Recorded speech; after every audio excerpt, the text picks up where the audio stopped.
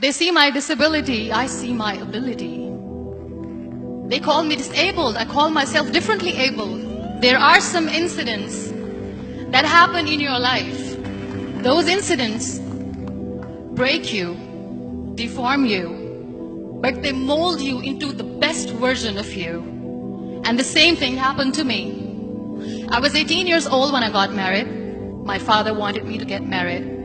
And all I said was, if that makes you happy, I'll say yes. And of course, it was never a happy marriage. Just about after 2 years of getting married, I met a car accident.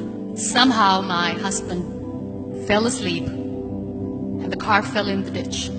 He managed to jump out, saved himself. I'm happy for him. But I stayed inside the car and I sustained a lot of injuries. The list is a bit long, don't get scared. The wrist was fractured. Shoulder bone and collarbone were fractured. My whole rib cage got fractured. And because of the rib cage injury, lungs and liver were badly injured. I couldn't breathe.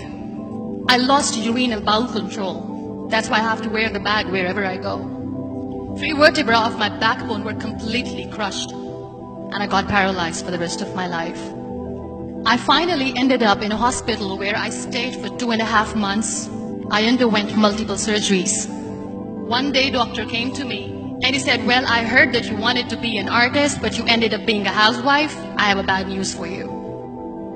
You won't be able to paint again because your wrist and your arm are so deformed, you won't be able to hold a pen again. Next day, doctor came to me and said, your spine injury is so bad, you won't be able to walk again. Because of your spine injury and the fixation that you have in your back, you won't be able to give birth to a child again.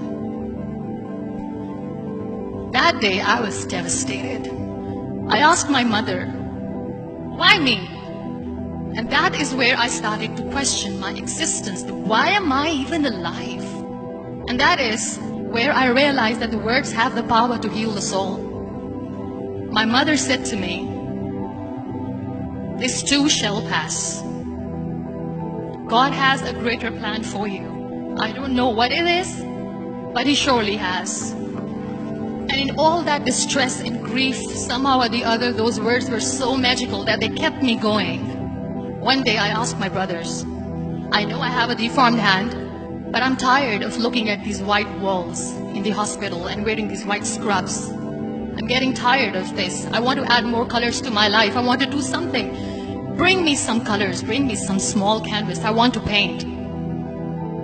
So the very first painting I made was on my deathbed, where I painted for the very first time. It was not just an art piece or just my passion. It was my therapy. And then I was discharged and I went back home. And I went back home and I realized that I had developed a lot of pressure ulcers on my back and on my hip bone. I was unable to sit.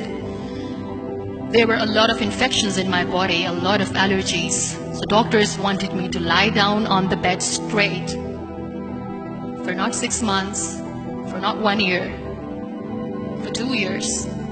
I was bedridden, confined in that one room, looking outside the window, listening to the birds chirping, and thinking maybe there will be a time when we'll be going out with the family and enjoying the nature. That was the time where I realized how lucky people are. That is the time where I realized that the day I'm going to sit, I'm going to share this pain with everyone to make them realize how blessed they are, and they don't even consider them lucky. That day I decided that I'm going to fight my fears. We all have fears. Fear of unknown, fear of losing people, fear of losing health, money. We want to excel in career, we want to become famous, we want to get money. We are scared all the time. So I wrote down one by one all those fears. And I decided that I'm going to overcome these fears one at a time. Do you know what was my biggest fear? Divorce. I was trying to cling on to this person who didn't want me anymore, but I said no. I have to make it work. But the day I decided that this is nothing but my fear, I liberated myself by setting him free. And I made myself emotionally so strong that the day I got the news that he's getting married, I sent him a text that I'm so happy for you and I wish you all the best. And he knows that I pray for him today.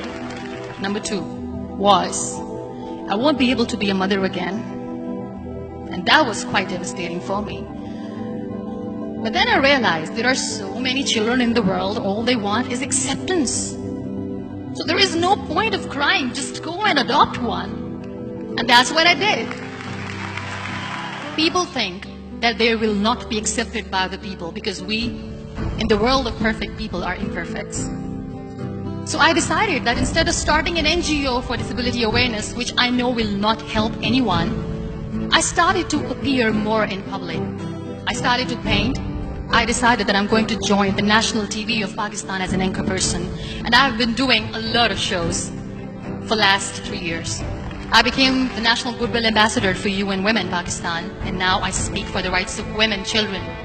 We talk about inclusion, diversity, gender equality, which is a must. Every time I go in public, I always smile. It's always a big toothy smile on my face. And people ask me, don't you get tired of smiling all the time? What's the secret? I always say one thing, that I have stopped worrying about the things that I have lost, the people that I have lost. Things and people who were meant to be with me are with me. And sometimes, somebody's absence makes you a better person. Cherish their absence. It's always a blessing in disguise. Live your life fully. Accept yourself the way you are. Be kind to yourself. Be kind to yourself. I'll repeat, be kind to yourself, and only then you can be kind to others. Love yourself and spread that love. Life will be hard, there will be turmoil, there will be trials, but that will only make you stronger. So when you accept yourself the way you are, the world recognizes you. It all starts from within.